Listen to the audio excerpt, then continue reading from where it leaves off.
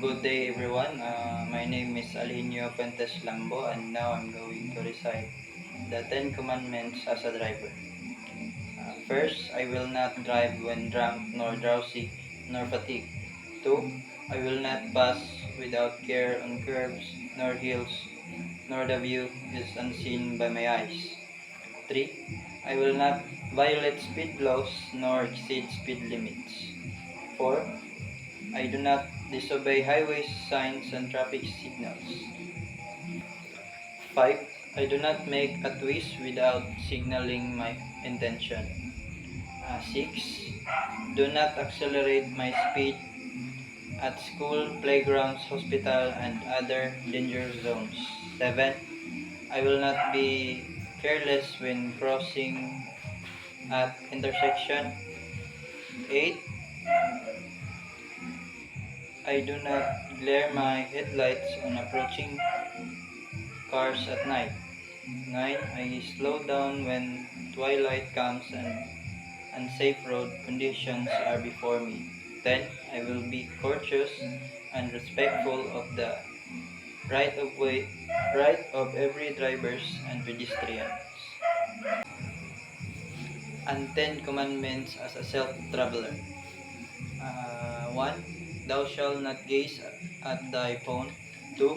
Thou shalt not throw trash out of the window.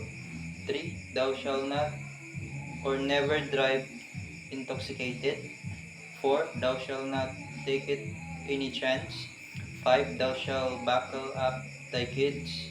6. Thou shalt not drive on thy right. 7. Thou shalt not drive with one light or with faulty lights. 8. Thou shalt adhere to the speed limit. 9. Thou shalt keep thy distance. And 10. Thou shalt practice patience. The last one, the 10 Commandments as self-clearance. Number 1 is keep right. Number 2, observe road safety. Number 3, prohibited parking. 4, if in doubt, do not overtake.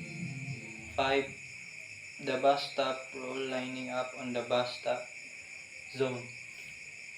6, rule to prevent or untangle traffic jams. 7, observe traffic management measures. Number 8, the philosophy of Pinoy drivers, first come, first serve vehicle. 9, on pedestrian. And 10, remember the international driving safety reminders. And that's all. Thank you.